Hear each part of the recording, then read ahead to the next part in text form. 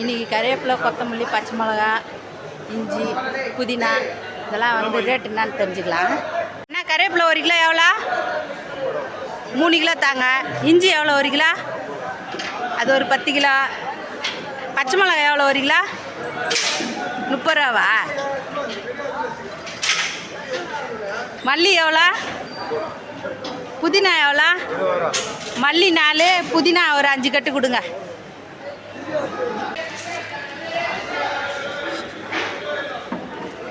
ரொம்ப டைம் ஆயிடுச்சு இன்னைக்கு.